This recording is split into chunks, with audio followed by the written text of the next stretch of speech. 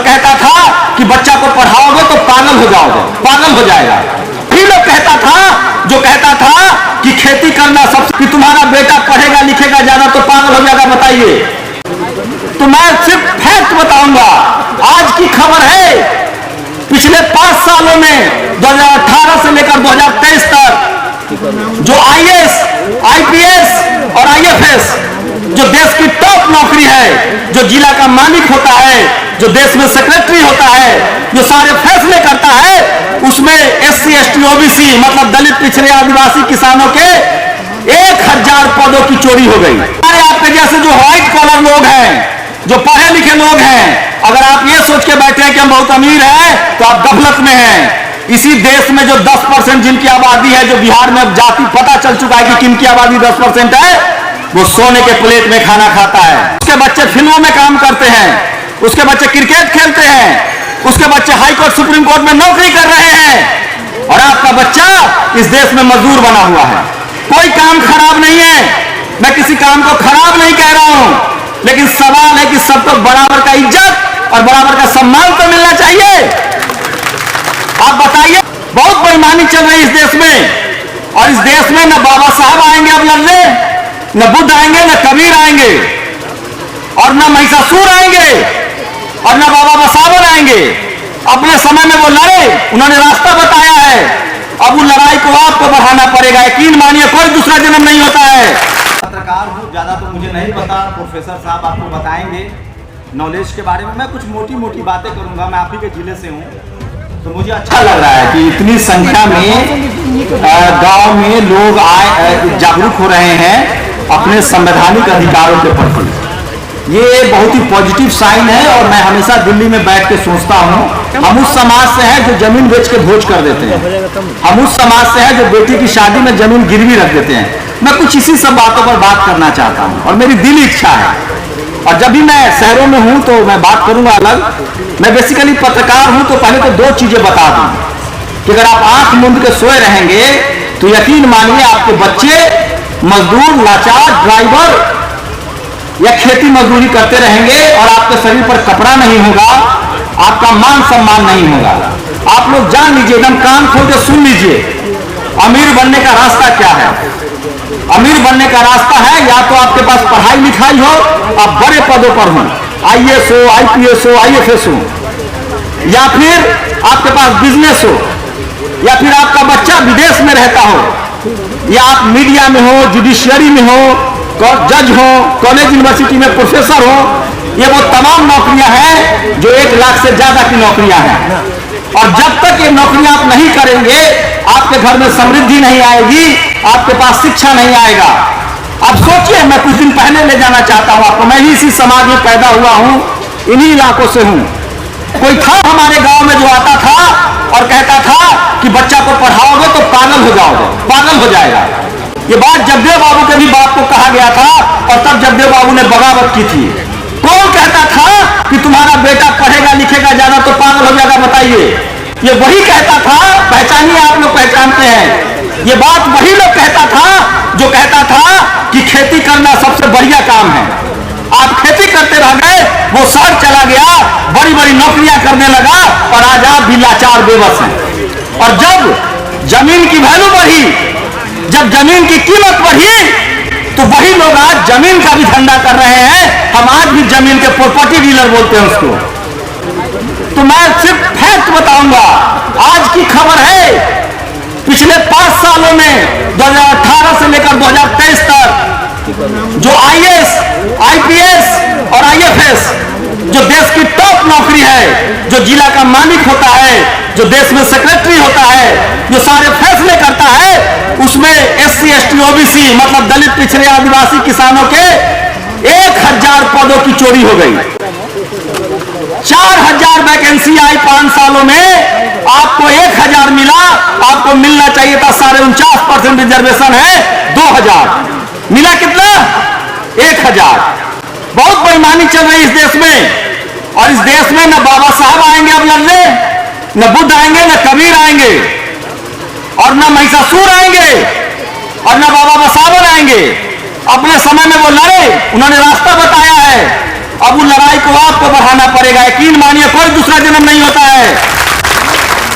ये लड़ाई हमारे आपके जैसे जो व्हाइट कॉलर लोग हैं, जो पढ़े लिखे लोग हैं, अगर आप ये सोच के बैठे हैं कि हम बहुत अमीर हैं तो आप गफलत में हैं। इसी देश में जो 10% जिनकी आबादी है, जो बिहार में अब जाति पता चल चुका है कि किनकी आबादी 10% है, वो सोने के प्लेट में खाना खाता है।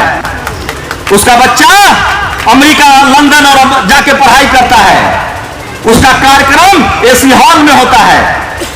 आपको क्या बना दिया जाए है? वो चाहता है कि आप मरे नहीं। इस देश में जो जातिवाद है वो चाहता है कि आप मरे नहीं। आप मर जाइएगा तो उसकी सेवा कौन करेगा? ड्राइवरी कौन करेगा? सब्जी कौन बेचेगा? खेत कौन जोतेगा? दूध कौन निकालेगा? भैंस कौन चराएगा?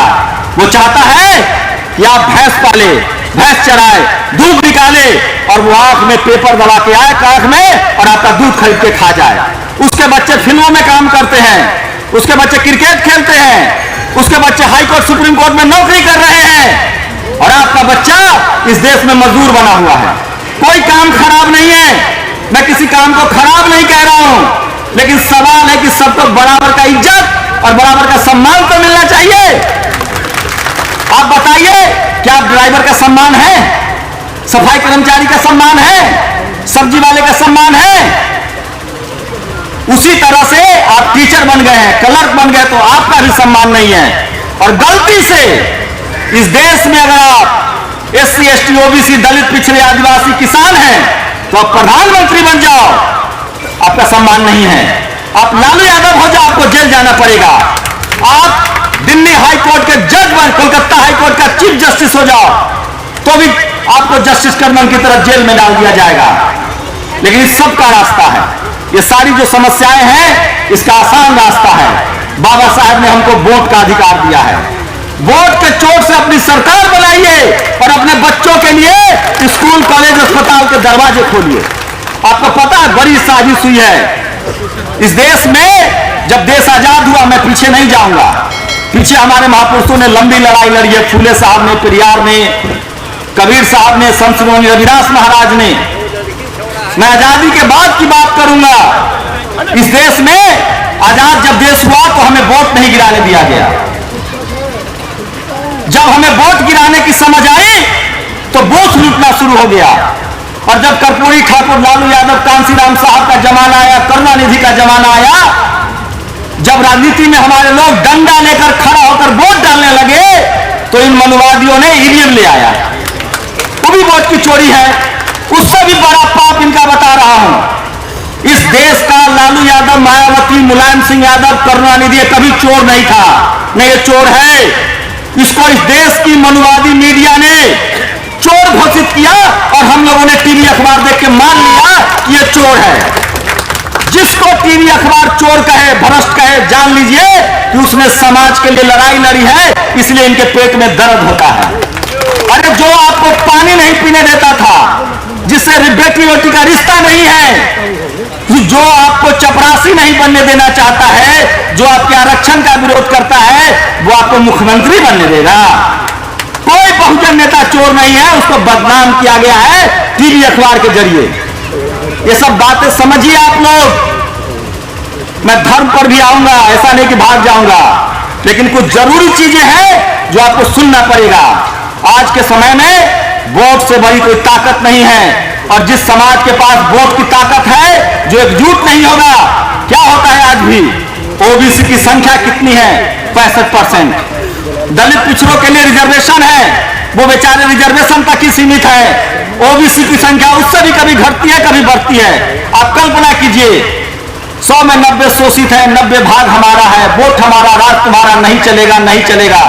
ये लड़ाई न लड़ी जाती तो SC, ST, OBC, Lalu Yadav, Karpoori Thakur नहीं बन पाते। बहुत लंबा संघर्ष है और आपको राजनीति करनी पड़ेगी, आपको जुबान चलानी पड़ेगी, आपको बोलना पड़ेगा मंचों से। अगर आप लोग को लगता है कि आप लोग बहुत अच्छी स्थिति में हैं तो आप लोग गफलत में हैं। इस देश में एक भी SC, ST, OBC, आदिवासी, दलित, पिछड़ा, किसान नहीं है जिसके पास 1000 करोड़ का बिजनेस हो।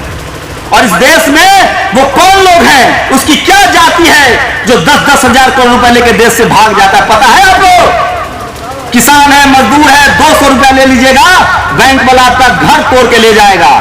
इस देश में दलित पिछड़े आदिवासी को आप एक FIR नहीं लिखा सकते हैं। आपके घर में नौकरी, और सबसे ज्यादा दिक्कत तो आज के डेट में जो पढ़ा लिखा दलित पिछड़ा आदिवासी है वो सम्मान से नौकरी नहीं कर पाता है। कोई है, कितने लोग नौकरी पेशा है? हाथ उठाइए जरा और अपने सीने पर हाथ रख के बताओ, तुम्हें रोज बेइज्जत किया जाता है कि नहीं? कैसे नौकरी करते हो? कभी फंसाने की धमकी, कभी CR खराब, कभी विजिलेंस की चेकिंग। क्या नहीं करते हैं लोग जाति देखकर? जाति है कि कभी जाति नहीं है, इसलिए हम लोग को प्रण लेना पड़ेगा। बहुत बड़ी बेईमानी है, क्या क्या बताऊं? आप जितना सोचेंगे नहीं, आप डाल डाल हैं तो वो पाप पाप है। इस देश में 70 के दशक तक, आज से ठीक 50 साल पहले तक दलित पिछड़े आदिवासी को स्कूल नहीं जाने देते थे। आजादी के बाद सोचिए मनुस्मृति होगा तो क्या क्या हुआ होगा। जब हमारे बच्चे स्कूल जाने लगे तो सरकारी स्कूलों को बंद किया जाने लगा। आज क्या स्थिति है? गांव गांव में प्राइवेट स्कूल खोला जा रहा है। कौन दलित पिछड़ा आदिवासी? मेरे माँ बाप तो नहीं पढ़ा पाते प्राइवेट स्कूल में। मेरी माँ भी बकरियां पालती हैं, इसी जिले का हूं मैं। हम लोग अगर JNU, दिल्ली यूनिवर्सिटी या फ्री का एजुकेशन नहीं होता तो नहीं पढ़ पाते, आपके सामने नहीं बोल पाते। इसलिए अपने बच्चों को पेट काट कर पढ़ाइए और जानबूझकर सरकारी स्कूल, सरकारी कॉलेज, सरकारी कंपनियां बर्बाद की जा रही है ताकि आप लाचार और बेबस रहे। आपके बच्चों को दिल्ली मुंबई में मजदूर बना दिया जाए। दिल्ली मुंबई जाना कोई गुनाह नहीं है, सबको जाना चाहिए, लेकिन आंखों में बड़ा सपना हो। IAS बनेंगे, कलेक्टर बनेंगे, अभिनेता बनेंगे खेसारी लाल यादव की तरह। बड़े सपने देखिए, अपने बच्चों को कहिए, ये बहुत जरूरी है। और अगर इन सब मुद्दों पर आप बात नहीं करेंगे तो हमारी आने वाली नस्लें गुलाम हो जाएंगी और ये संख्या घटती चली जाएगी। जिस समाज के पास संपत्ति नहीं है, जिस समाज में जज और बैरिस्टर नहीं है, जिस समाज में डॉक्टर इंजीनियर नहीं है, IAS नहीं है, उस समाज का भला नहीं होगा। और आज के समय में जिस समाज आज के पास न पत्रकार है और न जज है, आप कुछ नहीं कर पाइएगा। आप लोग सोचिए, समझिए, राजनीतिक विरासत को पहचानिए और सोचिए कि अगर एक वोट का अधिकार नहीं होता तो हमारी आपकी कोई हैसियत नहीं थी। इसलिए इस देश में सबसे बड़ा जो खेल है वो राजनीति का है। जिसकी सत्ता होगी, जिसका CM PM होगा, जिसका SP DM होगा, जिसका चपरासी से लेकर चीफ जस्टिस तक होगा, वही आदमी बिजनेस कर सकता है, वही आदमी ठेकेदारी कर सकता है, वही आदमी जमीन का बिजनेस कर सकता है, उसी का बच्चा पढ़ लिख सकता है। और मैं यही बात कहने आया हूं आप लोगों को। इस बात को समझिए, नहीं समझिएगा तो बहुत देर हो जाएगी और आपके हिस्से में कुछ नहीं मिलेगा। इस देश में आपको पता है 90% लोग, मतलब 100 में 90 लोगों के पास 10% संसाधन है, संपत्ति है, और 10% लोगों के पास 90% संसाधन है। और वो कौन लोग हैं आप सब जानते हैं। मैं इसलिए कह रहा हूं सब नाटक से निकलिए। कोई कहने आए कि बच्चा को मत पढ़ाओ, उसको भगाइए। कोई कहने आए कि चंदा दो, दक्षिणा दो, उससे भी दूर रहिए। सबसे पहले अपने बच्चों को पढ़ाइए, लिखाइए और अपने बच्चों के भविष्य की चिंता कीजिए। और वोट किसी कीमत पर, वोट का इस्तेमाल बहुत तरीके से कीजिए। और सबसे बड़ी बात, बहुत लोग आजकल ड्रामा कर रहे हैं, धर्म के नाम पर कहता है लहसुन प्याज मत खाओ। ये वही कह रहा है जो कल कहता था कि बच्चों को मत पढ़ाओ। ये वही कह रहा है जो कल तक कहता था कि खेती करना सबसे अच्छा काम है।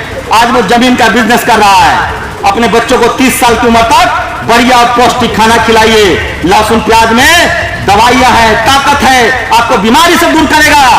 इस देश में बहुजन समाज के साथ बहुत अन्याय हुआ है। माँ बहनें जानती होंगी, जब हमारी माँ बच्चा पैदा करती थी तो कहता था कि खीस का जो दूध है, जो पीला दूध है, उसको बहा दो, उसी दूध में बच्चे की जिंदगी है। हमारे बच्चे मर जाते थे क्योंकि पहला दूध नहीं पीने देता था, और ये सब जानबूझ के किया गया है।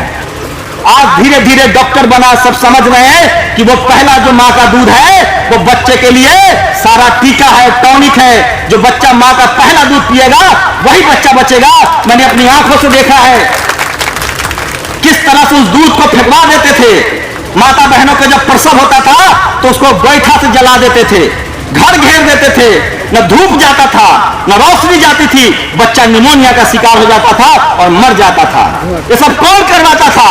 ये सब धर्म के नाम पर हुआ है। ये सब मैंने बचपन से देखा है। इन सब अनुभवों को कह रहा हूं। मैं कोई बड़ा काम नहीं करता हूं जो आप मुझसे फोटो खिंचवा रहे हैं। मैं आप ही के घर समाज का हूं। उन्हीं सब अनुभवों को बोलने समझने की बस ताकत पाई है पढ़ाई लिखाई से, और वही बातें बता रहा हूं।